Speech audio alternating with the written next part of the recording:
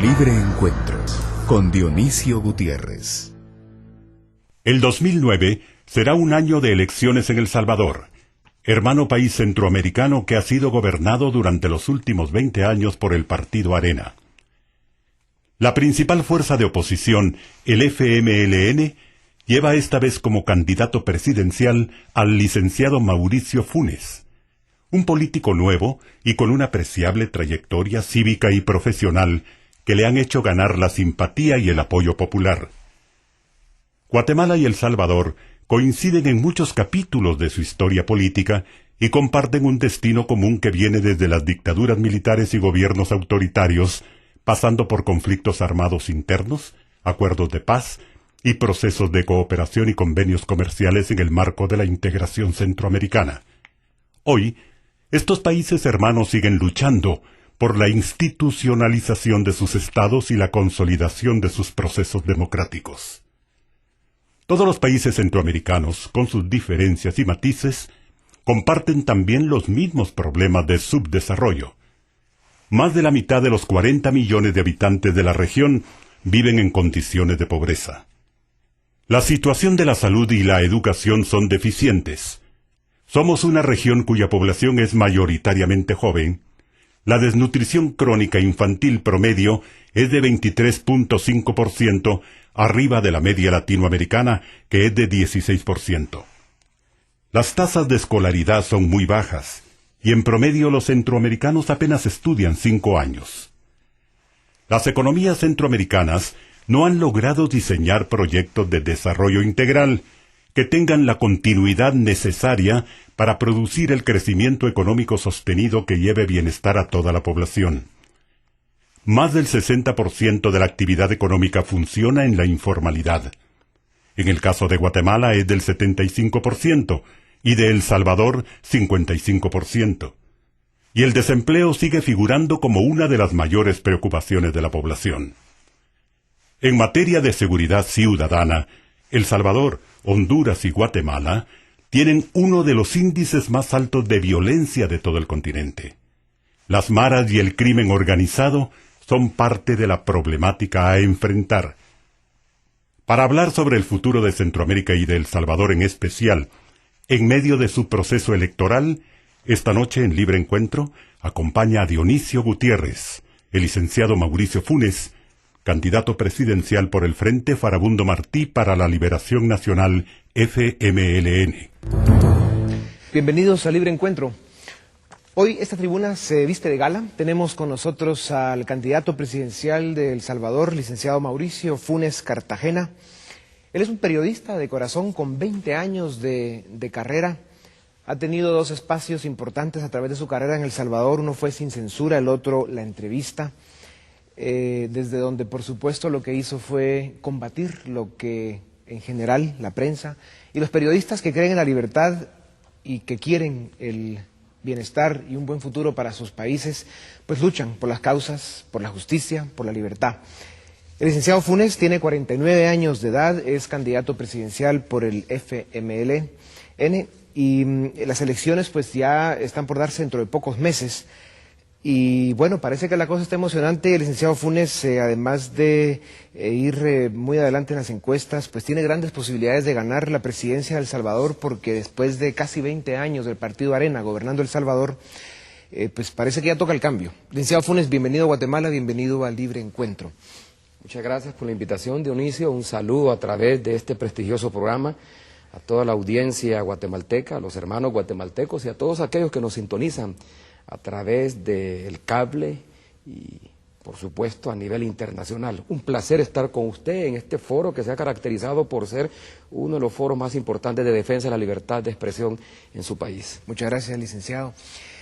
Usted toma esa, digamos, valiente decisión de dar desde una tribuna donde usted agarró prestigio, respeto, admiración por su pueblo, dar un salto al vacío, porque es más o menos lo que es la política en América Latina, y abandera pues un movimiento político, un movimiento cívico, hace una alianza con un partido reconocido a nivel latinoamericano de izquierda, que tiene 20 años de no hacer gobierno en El Salvador, por cierto, que por supuesto ha tenido una evolución importante y esto pues se refleja en el Congreso.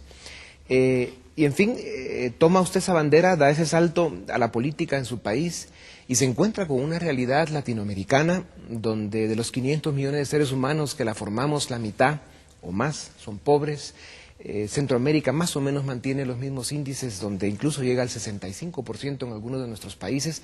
Salvador ha evolucionado un poquito más, pero igual mantiene cerca de un 60% de pobreza o extrema pobreza.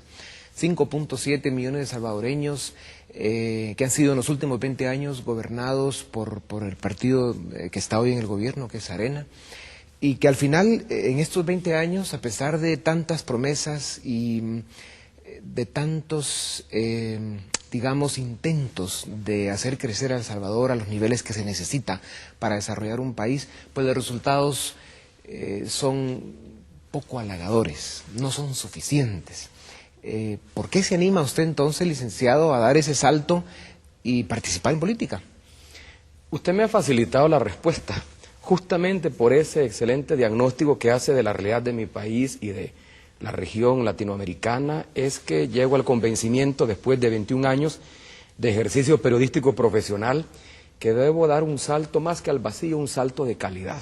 El ejercicio periodístico, cuando se concibe como una profesión que demanda de un posicionamiento frente a la realidad, especialmente frente a las realidades como las nuestras, realidades caracterizadas por altos niveles de pobreza, desigualdad social, por una brecha que se ha venido profundizando cada vez más. No lo digo yo, no lo dice la oposición en El Salvador, lo reconocen los más recientes informes del programa de Naciones Unidas para el Desarrollo, que plantea que El Salvador es el país de América Latina, si no el país, al menos uno de los países de América Latina con el mayor nivel de brecha social. Por supuesto que también esto tiene que ver con una manera de ejercer el poder político. En los últimos años, yo diría que en los últimos 19 años, que coinciden precisamente con el ejercicio público del partido Arena en el poder, hemos tenido un estilo de gobernar excluyente, donde un pequeño grupo se apropia del aparato público, secuestra el Estado para beneficio propio, con evidente exclusión del resto de la sociedad salvadoreña. El periodismo hay que ejercerlo en forma posicionada. El periodismo se define justamente porque es aquel que toma posición frente a la realidad, fiscaliza el ejercicio del poder, denuncia las arbitrariedades que se cometen en nombre de este. El tipo de periodismo que yo ejercí a lo largo de 21 años me llevó casi por inercia a tomar esta decisión. Caí en la cuenta que para transformar el país no solo bastaba con contribuir a crear un imaginario colectivo más consciente y más exigente, había que transformar desde las mismas estructuras donde se están tomando las decisiones. Y eso me lleva a abrazar la política y a abrazar el proyecto político de aquella fuerza que yo considero, de aquella fuerza política que tiene voluntad y deseo de cambio. Por eso es que doy el salto. Cuando hablamos de ese salto a la política y después de 21 años de ejercicio periodístico, hay también algunos niveles altos de frustración por estar señalando, criticando, proponiendo en muchos casos los cambios y dando a entender las necesidades que tienen nuestros países, y se va acumulando frustración de que es mejor dar ese salto y tratar de hacer en vez de seguir diciendo. Por ahí va el tema. Más que frustración, se trata de una toma de conciencia, de una conciencia cívica. Cualquier ciudadano que vive en un país con estos niveles de exclusión y marginalidad, donde hay mucho que hacer todavía, al final no puede tomar una actitud pasiva frente a la realidad. Sí. No es que el dominio de la palabra y un programa de opinión como este que yo tuve a lo largo de 21 años me haya provocado la frustración de que no estaba haciendo nada. Sí. Más bien llego a la toma de conciencia de que hay que hacer algo más, dar un salto de calidad, entrar en la esfera política para desde ahí provocar los cambios que el país necesita.